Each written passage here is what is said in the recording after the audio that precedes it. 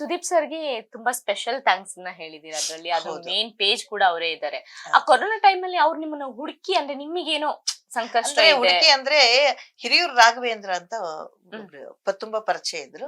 Corona time ನಲ್ಲಿ ಒಂದ್ಸಲ phone ಮಾಡ್ತಿದ್ರು. ಆಮೇಲೆ ನಾನು ಬಿದ್ದು ಕಾಲು ಮುರ್ಕೊಂಡ್ಬಿಟ್ಟಿದ್ದೆ ನಾನು ಆ ಟೈಮ್ ಅಲ್ಲಿ. ಆ ಟೈಮ್ ನಲ್ಲಿ. ಹಾ. ಅದಕ್ಕಿಂತ ಮುಂಚಿತ ಬಿದ್ದು ಕಾಲ್ ಮುರ್ಕೊಂಡಾಗ ಬಂದು ಅವರೇ ನೋಡ್ಕೊಂಡು ಮಾತಾಡ್ಸ್ಕೊಂಡು ಕೈಗೆ ಒಂದಿಷ್ಟು ದುಡ್ಡು ಇದು ಏನೇನ್ ಬೇಕೋ ಒಂದ್ ಸ್ವಲ್ಪ ಕೊಟ್ಟು ಹೋಗಿದ್ರು ಆಯ್ತಾ. ಆಮೇಲೆ ಕೊರೋನಾ ಟೈಮ್ ನಲ್ಲಿ ಏನಾಗ್ಬಿಡ್ತು, ಒಬ್ಳೇ ಇದ್ನಲ್ಲ, ಅವಾಗ ಅವರು ಯಾರಿಗೋ ಹೇಳಿದ್ದಾರೆ, ಯಾರ ಒಬ್ರ ಬಾಯಿಂದ ಒಬ್ರಿಗೆ ಬರುತ್ತಲ್ಲ, ಹಂಗ ಹೇಳಿದಾರೆ. ಪಾಪ ಅವರು ಮಾಲತಿ ಅಮ್ಮ ಒಬ್ಬರೇ ಇದ್ದಾರೆ, ಅವ್ರಿಗೆ ಹೋಗಿ ಏನ್ ಬೇಕು ಏನು ಅಂತ ಕೇಳೋರು ಯಾರು ಇಲ್ಲ, ಹಂಗಾಗಿ ಯಾರಾದ್ರೂ ಸ್ವಲ್ಪ ಅವ್ರ ಕಡೆ ಗಮನ ಕೊಡಿ ಅಂತೇನೋ ಹೇಳಿದ್ದಾರೆ. ಅವಾಗ ಸುದೀಪ್ ಸರ್ ಸೀರಿಯಲ್ ನಲ್ಲಿ ನಾನ್ ತಾಯಿ ರೋಲ್ ಮಾಡಿದ್ದೆ, ಮೈ ಆಟೋಗ್ರಾಫ್ ಸಿನಿಮಾದಲ್ಲಿ. ಆ ಸುದೀಪ್ ಅವ್ರಿಗೆ ಯಾರೋ ಹೇಳಿದ್ದಾರೆ, ಅವರು ಒಂದು ಫೋನ್ ಮಾಡಿದ್ರು ನನ್ಗೆ.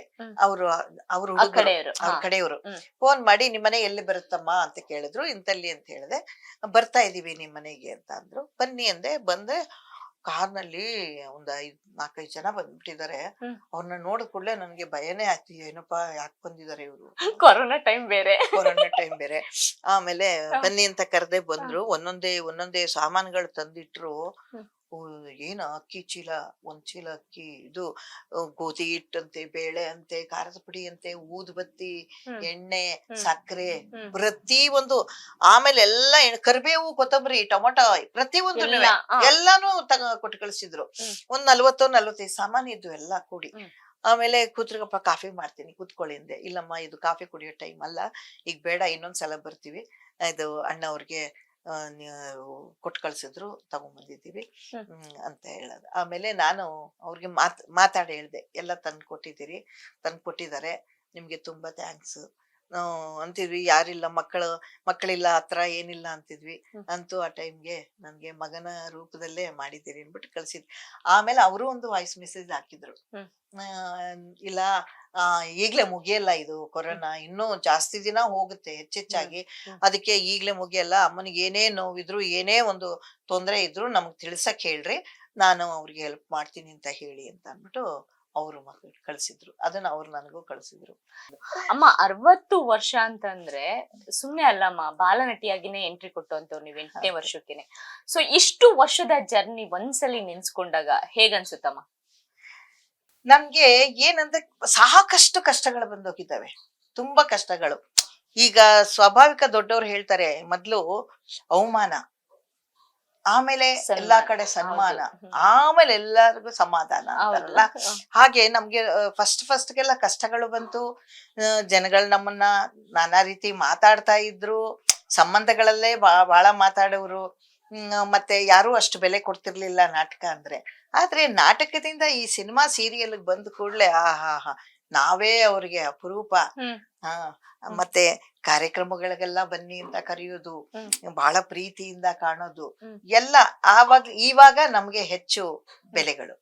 ಅಂದ್ರೆ ಈಗ ನಾಟಕಕ್ಕೆ ಸೇರ್ಕೊಂಡಾದ್ಮೇಲೆ ಯಾರೆಲ್ಲ ನೆಂಟ್ರುಗಳು ದೂರ ಮಾಡಿದ್ರು, ಈ ಸೀರಿಯಲ್ ಸಿನಿಮಾದಲ್ಲಿ ನೀವು ಫೇಮಸ್ ಆದ್ಮೇಲೆ ಕರೆದಂತ ಘಟನೆಗಳು ಹೇಗಿತ್ತು? ಇಲ್ಲ ಆಮೇಲೆ ನಮ್ಮನ್ನ ಅಂದ್ರೆ ಫಸ್ಟ್ಗೆ ಅವರು ನಾಟಕ ಕಂಪ್ನಿಲಿ ಇದ್ದಿದ್ದೆ, ನಮ್ಮ ರಿಲೇಷನ್ಗಳು ಗೊತ್ತಿರ್ಲಿಲ್ಲ. ಅಂದ್ರೆ ಉತ್ತರ ಕರ್ನಾಟಕದಲ್ಲಿದ್ದೆ ನಾನು, ಈ ಕಡೆ ಇರ್ಲಿಲ್ಲ. ನಂದು ಪ್ರಾಪರ್ ಮೈಸೂರಿನಲ್ಲೇ ನಮ್ಮ ರಿಲೇಷನ್ ಗಳೆಲ್ಲ ಇರೋದು. ಆಗ ನಾವು ಸಣ್ಣವ್ರಿದ್ದಾಗ, ಅಂದ್ರೆ ಈಗ 70 ವರ್ಷ ಹಿಂದೆ ನಾಟಕ ಅಂತ ಅಂದ್ರೆ ಒಂಥರ ಏನೋ ಒಂಥರ ಕೀಳು ಇದು. ಅವಾಗ ಗಂಡ್ ಮಕ್ಳ ಹೆಣ್ಣು ಮಕ್ಳು ಪಾತ್ರಗಳು ಮಾಡ್ಕೋತಾ ಇದ್ರು. ನಾಟಕ ಇತ್ತು, ತುಂಬಾ ಒಳ್ಳೆ ಹಳೆ ನಾಟಕಗಳು ಇದ್ವು. ಆದ್ರೆ ಪೌರಾಣಿಕ ನಾಟಕಗಳಿದ್ರು, ದೇವ್ರ ನಾಟಕಗಳು, ಶನಿ ಪ್ರಭಾವ, ರಾಜ ವಿಕ್ರಮ, ಇಂಥವೆಲ್ಲ ಇರ್ತಿದ್ವಲ್ಲ, ಸತ್ಯ ಹರಿಶ್ಚಂದ್ರ, ಅದಕ್ಕೆಲ್ಲ ಗಂಡ್ ಮಕ್ಳನ್ನೇ ಪಾತ್ರ ಮಾಡ್ತಾ ಇದ್ರು. ಹೆಣ್ಮಕ್ಳು ಯಾರು ಹೆಚ್ಚಾಗಿ ಹೆಣ್ಮಕ್ಳು ಹೋಗ್ತಿರ್ಲಿಲ್ಲ.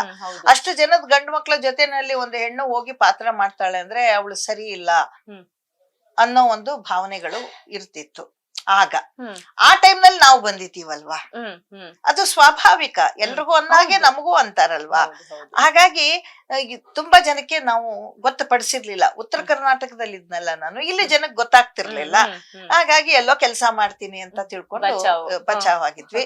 ಯಾವಾಗ ಒಂದ್ ಸೀರಿಯಲ್ ನಲ್ಲಿ ನನಗೆ ಅವಕಾಶ ಸಿಕ್ತು, ಸೀರಿಯಲ್ ನಲ್ಲಿ ಬಂದ್ಮೇಲೆ ಸೀರಿಯಲ್ ನಲ್ಲಿ ನೋಡಿ, ಅಯ್ಯೋ ನಮ್ಮ ಮಾಲ್ತಿ ಅಲ್ವಾ ಇವ್ರು, ಅಯ್ಯೋ ನಮ್ಮ ಮಾಲ್ತಿ ಅಲ್ವಾ ಅಂತ ಅಂದ್ಬಿಟ್ಟು ಆಮೇಲೆ ಎಲ್ಲರೂ ಪರಿಚಯ.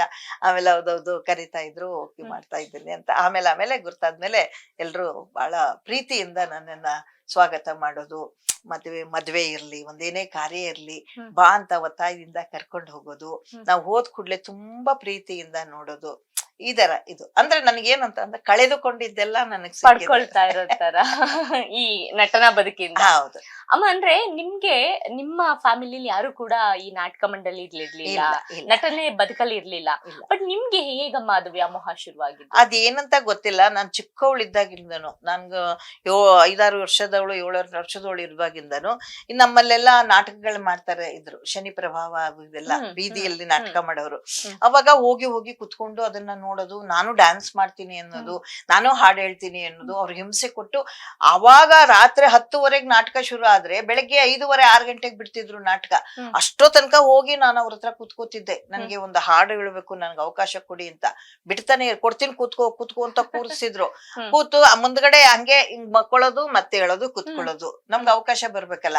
ಆಮೇಲೆ ಬೆಳಿಗ್ಗೆ 4-4:15 ಕರೆದು ಮತ್ತೆ ಎದ್ದೋಗ್ತಿದ್ದೆ ಒಳಗೆ. ಎದ್ದೋಗಿ ನನ್ಗೆ ಬಿಡಿ ನಾನ್ ಡ್ಯಾನ್ಸ್ ಮಾಡ್ಬೇಕು ಅಂದಾಗ, ಆಯ್ತು ಹೋಗು ಅನ್ನೋರು. ಆಗ ನನಗ್ ಬಣ್ಣ ಹಚ್ಚ್ರಿ ಅಂತ ಅನ್ನೋದು.